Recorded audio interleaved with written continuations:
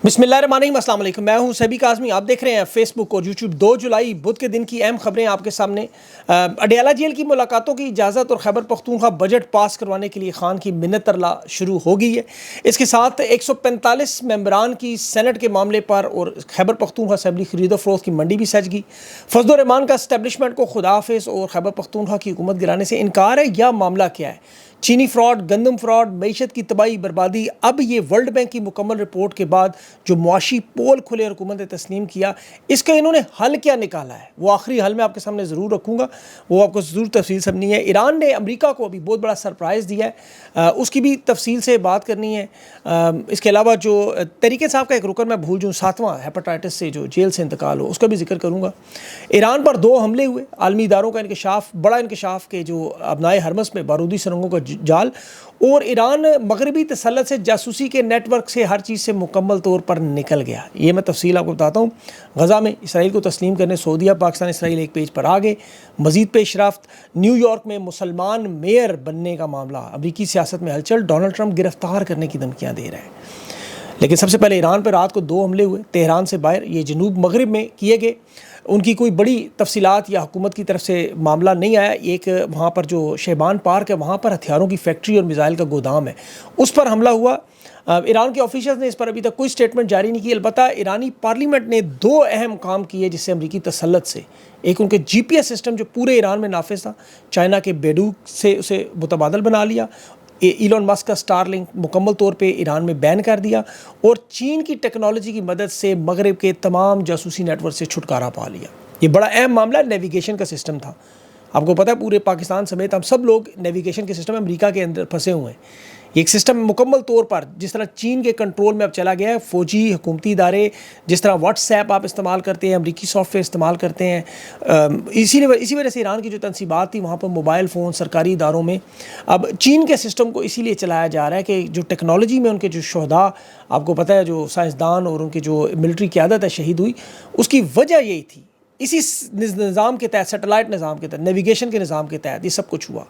और अब seize fire के दौरान मगरबी टेक्नोलॉजी से आज़ाद अपने आप को करने के लिए ऑपरेटिंग सिस्टम अपने सारे बदल दिए, साइबर सिक्योरिटी, अपने डाटा सर्वर, और जो फायर वॉल आपको पता है जिस तरह मगरबी ऐप्स को ब्लॉक करने के लिए, पाकिस्तान में तो यूट्यूब को ब्लॉक करने के लिए गए थे, वहाँ पे हकीकत में जिस तरह चीन ने टिकटॉक और इन सबको अपने ऐप्स इस्तेमाल की, फायर वॉल लगाई, अब ईरान में यही मामला चल रहा है। और ये भी खबर आई डोनाल्ड ट्रंप सीज़ फायर पे मजबूर क्यों हुआ। अबनाए हरमस पे इन्होंने बारूदी सुरंगें बिछा दी हर तरफ, यानी अगर उन पर दोबारा हमला हुआ तो दुनिया की मईशत ईरान बिठा देगा मुकम्मल तौर पे।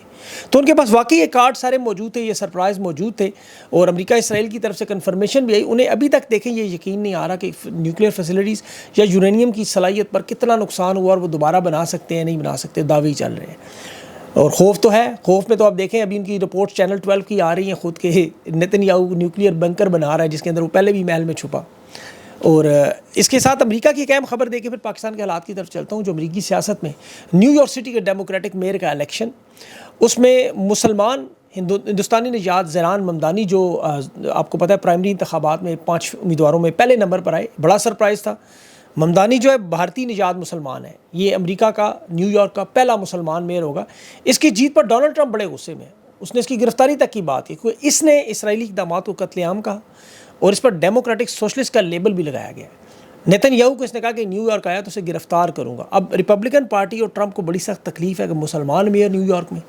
बहरहाल ये सियासत में बड़ा अहम मामला होगा, और डोनाल्ड ट्रंप के इक़्तिदार में जो मिड टर्म इलेक्शन है उसमें भी एक बड़ा अहम पार्ट होगा अगर ये इलेक्शन का मुकम्मल हो जाता है।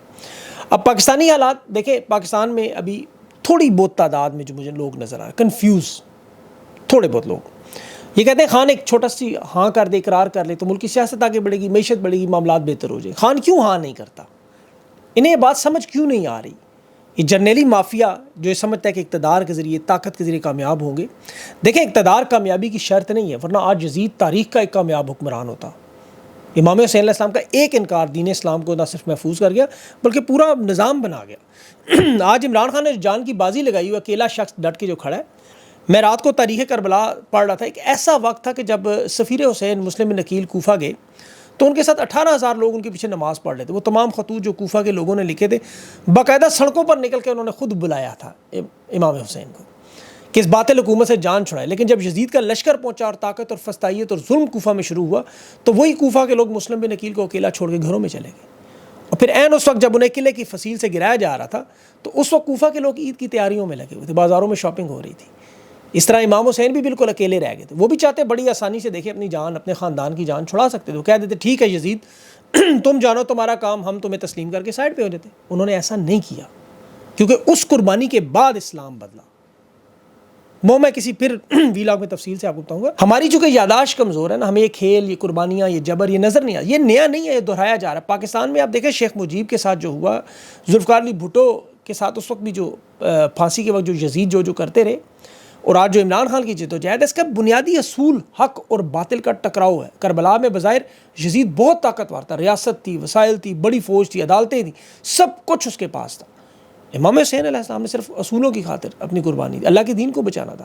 آج وہی باطل قوتیں آپ کو پاکستان میں بھی نظر آ رہی ہیں، اسرائیل میں بھی نظر آ رہی ہیں۔ یہ پاکستان میں پہلے بھی پی سی او کے ججز تھے، 18ویں ترمیم تھی، 58B2 لائی گئی، فوجی اور سیاسی قوتوں کو مرضی کا نظام بنانے کے لیے ہتھیار دیے گئے، جو ڈوگر کوڈ یا آفریدی یا امین الدین آئینی بینچ آپ کو نظر آتے ہیں۔ فرق صرف یہ ہے کہ خان کے ساتھ عوام دل و جان کے ساتھ کھڑی ہے، خان کے حامی۔ لیڈرشپ میں البتہ عمران خان کی جس طرح ذوالفقار علی بھٹو کے دور میں مولانا کوثر نیازی تھا، مصطفیٰ جتوئی تھا، حفیظ پیرزادہ تھا، ڈاکٹر مبشر حسن جیسے لوگ تھے، آج عمران خان کے ساتھ ایسے ہی لوگ موجود ہیں۔ شیخ مجیب کی یحییٰ خان کے پوری رودات پڑھیں، یحییٰ خان بدکردار طاقت کے نشے میں جس نے عوام کا مینڈیٹ چھینا، ملک کو تباہ و برباد کیا، آج اسی کی طرز پر حکمرانی اور واردات کا طریقہ، اولڈ بک سٹائل۔ تو یہ صرف کردار بدل رہے ہیں، نام بدل رہے ہیں، شکلیں بدل رہی ہیں۔ ظلم اور جبر اور آئین شکنی اقتدار کو چھیننے کی واردات وہی ہے، اور یہ بغیر قربانیوں کے نظام نہیں بدلتے۔ ہم کہتے ہیں نا کوفہ کے لوگ اس وقت نکل آتے واقعہ کربلا نہ، تو آج پاکستان کے لوگ نکل آئے، عمران خان 10 منٹ میں رہا ہو جائے گا، یقین کریں۔ عمران خان کو بڑی اچھی طرح پتہ ہے کہ یہ تاریخ دوبارہ دہراتے رہیں گے بار بار۔ اگر ان کی بات مان کے برطانیہ چلا جائے خان، وہاں بیٹھ کے لیکچر دے، پاکستان کی عوام کو بتائے، پہلے تو عوام نے کہنا جی خان بھی بھاگ گیا نواز شریف کی طرح، آصف زرداری کی طرح، پھر اس نظام کو ہمیشہ کے لیے عوام تسلیم کر لیں گے۔ بالکل اسی طرح اگر امام حسین علیہ السلام سے یزید کی بیعت کر لیتے، مان لیتے، تو پھر نماز پڑھنا، روزے رکھنا، اللہ کے دین کو تسلیم کرنا، فحاشی، عریانی، شراب، جوا، یہ سب غلط نہ سمجھا جاتا کہ جی خلیفہ کر رہا ہے، سب کر رہے، حکم آ رہا ہے، عوام مان لیتی، اللہ کا دین بگڑ جاتا، رسول اللہ کی محنت چلی جاتی۔ اسی طرح عمران خان کو بھی اس چیز کا اندازہ ہے کہ آج اگر وہ سرنڈر کرے تو پاکستان میں یہ 2 نمبر نظام کو ہمیشہ کے لیے سند مل جائے گی۔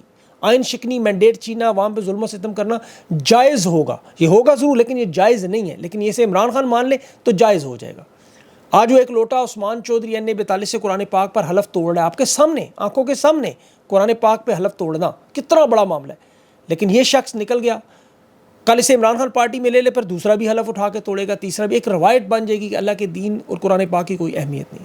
یہ ڈکٹیٹر جتنے آئے، یہ نوکری کرتے ہیں، فوج میں باقاعدہ حلف اٹھایا جاتا ہے اللہ کے نام کے نیچے کہ ہم سیاست سے دور رہیں گے، لیکن ایوب خان، ضیاء الحق، مشرف، یحییٰ، ان سب لوگوں نے اپنے حلف توڑے، تو ایک روایت بنی۔ ضیاء الحق نے PTV پہ بیٹھ کے وضو کر کے نفل پڑھ کے کہا تھا 3 مہینے میں الیکشن کرواؤں گا، اللہ کے کلام کا حلف توڑا، وہ انجام خیر اس کا جو ہوا آپ جانتے ہیں۔ لیکن یہ ایک عام بات بن جائے، قرآن پاک پہ حلف دے کے توڑنا، اسمبلی کے نیچے اللہ کے ناموں کے نیچے کھڑے ہو کر حلف اٹھانا چوری کی سیٹوں پر، اسپیکر اسمبلی ابھی حج کر کے آیا ہے، یحییٰ آفریدی، امین الدین خان ابھی حج کر کے آئے ہیں، اندازہ کریں۔ تو یہ انہیں گناہ اور ثواب کا فرق ہے، یہ آپ کو بظاہر مسلمان ہونے کے دعوے کرتے ہیں، منافقت کا یہی تو معیار ہے۔ اب طاقت ان کے پاس ضرور موجود ہے، جسے یہ ماضی میں ہمیشہ آپ کو پتہ چھپاتے تھے جی ہم تو سیاست میں شامل نہیں ہیں، ہم تو الیکشن نہیں چھینتے، آج تو ان کے ٹاؤٹ دھڑلے سے TV پہ بیٹھ کے کہتے ہیں ہاں 2024 کا الیکشن اسٹیبلشمنٹ نے چھینا ہے۔ منہ بھائی کا اب اسٹیٹمنٹ دیکھیں، کہتا ہے چھینا ہے اسٹیبلشمنٹ نے 2024 کا الیکشن۔ اب اس وقت تحریک انصاف کے جو لوگ ہیں، ان کا کردار سامنے ساتھ آنا چاہیے۔ علیمہ خان کا جو بیان ہے، کل خان کا وزن کم ہو رہا ہے، سوشل میڈیا پہ طوفان مچا، تحریک انصاف کی قیادت کو طوفان برپا کرنا چاہیے، پریس کانفرنس کر میٹنگ کریں، دنیا کے بڑے بڑے اداروں کو انٹرویو دیں۔ ان کی جو خاموشی ہے وہ کوفہ کے ان سرداروں کی طرح ہے، بچنا ان کا بھی اقتدار ہے، یاد رکھیے گا، ظلم ستم سے یہ بھی نہیں بچیں گے، وہ بھی نہیں بچے تھے۔ اب حالات اس وقت دیکھیں، یہ ہے کہ معیشت جو ان کے لیے سب سے بڑا مسئلہ ہے، انہیں اندازہ ہو چکا کہ یہ جو مرضی کر لیں، تباہی بربادی پھیر دیں، بانسی گھاٹ کھول دیں، لیکن یہ ایک تو عوام کو اپنی مرضی پہ نہیں لا سکتے، دوسرا معیشت ٹھیک نہیں کر سکتے۔ آپ ڈونلڈ ٹرمپ کا ایک بیان دیکھیں، اس نے بھی کہا غزہ میں اگلے ہفتے سے سیز فائر ہوگا، 60 دن کی جنگ بندی کی شرائط کو ٹرمپ مان گیا ہے۔ وہ صرف فلسطین کی وہ تنظیم ہے حماس وغیرہ، ان کا شرائط کا انتظار کر رہے ہیں کہ وہ منظور کریں۔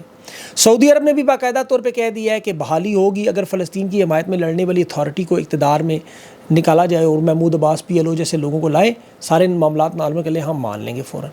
اب معیشت کو پاکستان کی دیکھیں، یہ بڑے غور سے آپ ذرا سمجھیں، اسے پوری پلاننگ کے ساتھ اسی لیے تباہ و برباد کیا گیا، اس سے نہج تک لایا گیا کہ لوگ 2 وقت کی روٹی سے محروم ہو، جو آپ ہو چکے ہیں، اور حکومت جو بھی پھر کرے آپ کو تسلیم کرنا پڑے۔ خواجہ آصف جو کھل کے اسما شرازی کے بارے میں دوسرے ایک ہی دن میں 2 دفعہ کہہ رہا ہے کہ اسرائیل کو تسلیم کرنے میں کوئی اعتراض نہیں، اس کی وجہ 5 سے 10 ارب ڈالر فوری امداد، پھر عرب امارات بحرین سے ایسے معاہدے کر کے 5-10 ارب جیسے انہیں ملے تھے مصر اردن کو، اسی طرح آگے معاملہ چلایا جائے 20 سے 30 ارب ڈالر کے قرضوں کی سرمایہ کاری میں، جس طرح مصر میں عبدالفتاح سیسی نے کیا مرسی کے ساتھ، اور پھر اسرائیل کو تسلیم کرنے کی شرط تھی، مرسی مان گئے، یہاں یہ مان جائیں، پاکستان کی معیشت کو ٹھیک کر دیں۔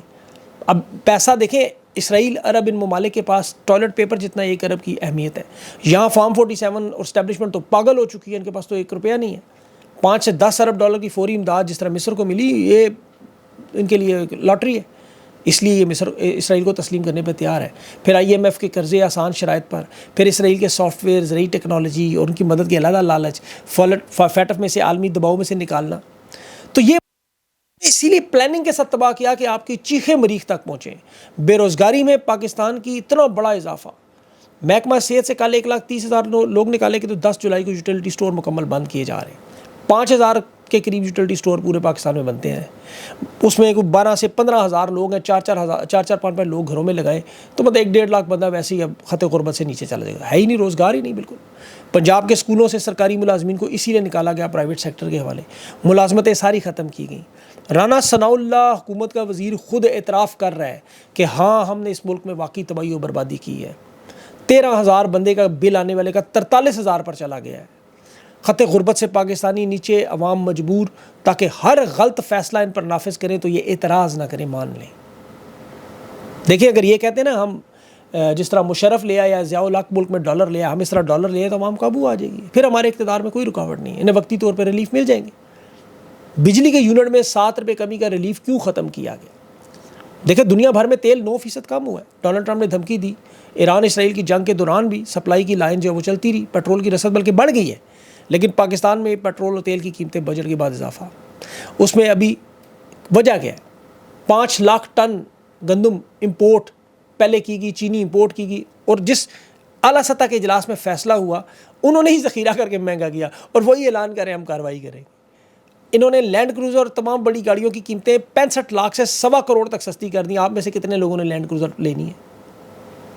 ڈاکٹر حفیظ شیخ ماہر معیشت ہیں، اس نے بڑا زبردست ایک سٹیٹمنٹ ابھی دی کہ بے روزگاری ان کے جھوٹے دعووں پر بھی 6% مان لیں، وہ اب 22% خود تسلیم کر، 22% ملک کے لوگ بے روزگار ہیں۔ پھر یہ معاملہ اب اس میں KP میں کرنے کیا جا رہے ہیں وہ بھی بتاتا چلوں۔ 145 ممبران ہیں KP اسمبلی، سینٹ میں آپ کو پتا ہے KP کے انتخابات مخصوص نشستوں کو روک لیے گئے تھے، اب یہ وہاں پر 11 سینیٹر لانے ہیں، انہوں نے 11 سینیٹر جو انتخابات کرنے ہیں، ایک سینیٹر کو 13 ووٹ کی تقریباً ضرورت ہے، پھر حکومت کو 2/3 اکثریت سینٹ میں مل جائے گی، 6 سینیٹر نے وہاں چاہیے 11 میں سے۔ اب ان 6 سینیٹرز کو قابو انہوں نے کرنے کے لیے ابھی 3 ارب کی تو پچھلے الیکشن میں بولی تھی، اب مہنگائی ہے تو وہ 6 ارب ہو گیا ہوگا۔ IMF کی قسط کوئی نہیں ملی، لیکن یہ جو آپ سے ٹیکس وصول کرتے ہیں بجلی گیس پیٹرول کا، ان پیسوں سے یہ ہارس ٹریڈنگ کر کے اپنا کیٹل شو لگا کے عوام ممبران خرید کے دوبارہ حکومت بنانے کی کوشش۔ 12 سے طریقے صاحب میں چھانٹی ہو جائے گی، لوگ ایکسپوز ہوں گے۔ خان کی جو 10 محرم کے بعد کال ہے اس پہ معاملہ بہت سامنے آئے گا۔ فضل الرحمان صاحب KP میں کردار جو ادا کریں گے اہم، ان سے طریقے صاحب کہہ رہی ہماری حکومت نہ گرائیں، وہ کہہ رہے ہیں ابھی فی الحال دلچسپی نہیں ہے، اسٹیبلشمنٹ کی نہیں مان رہے۔ مولانا لیکن فنکار آدمی ہے، آپ کو پتہ ہے، وہ کہتے ہیں کرپشن اور بیڈ گورننس دیکھیں گے، تو وہ بہرحال ہمیشہ اقتدار کے ساتھ ہی کھڑے ہوتے ہیں، ابھی ان کا معاملہ سامنے آ جائے گا۔ اس کے علاوہ جو پنجاب میں تھیف منسٹر کی نئی تصاویر سامنے آ گئیں، ابھی وہ بابا فرید گنج شکر کی قبر کے باہر بھی انہوں نے تصویر لگا دی، محرم کی سبیلوں پہ تو لگا دی تھی۔ جس بیوقوف نے مشورہ دیا ہے، یہ یاد نہیں رہتا کہ تختیاں جو وہ بدلتی رہتی ہیں، منصوبے یاد رہتے ہیں، صحت کارڈ، کینسر اسپتال، لنگر خانے، پناہ گاہیں، صنعت، کورونا میں پاکستان کو بچانا، آئین قانون بالادستی، قربانی، جب ذکر ہے تو غازی عمران خان کا نام یاد آتا ہے۔ یہ منصوبے لوگوں کو بھول جاتے ہیں تختیوں والے۔ پرویز الہی کا اچھا منصوبہ تھا 1122، ابھی بھی چل رہا ہے، لوگوں کو یاد آتا ہے۔ موٹر وے پہ ان کے باؤ جی نے ٹکا کے کرپشن کی، لیکن بہرحال منصوبہ بن گیا، تختی کے بغیر بھی لوگوں کو موٹر وے یاد ہے۔ تو تصویریں اتر جائیں گی یہ ساری، اور بری طرح اتریں گی. آپ کو پتہ یہ آپ کو کچھ عرصے بعد ربش کے ڈھیر میں سے کچرے میں سے نظر آئیں گی. اپنا خیال رکھیں. انشاءاللہ اگلے ویلاگ میں تفصیل سے بات کریں گے. بڑی لمبی ویڈیو ہوگی. مجھے اجازت دیں. اللہ حافظ.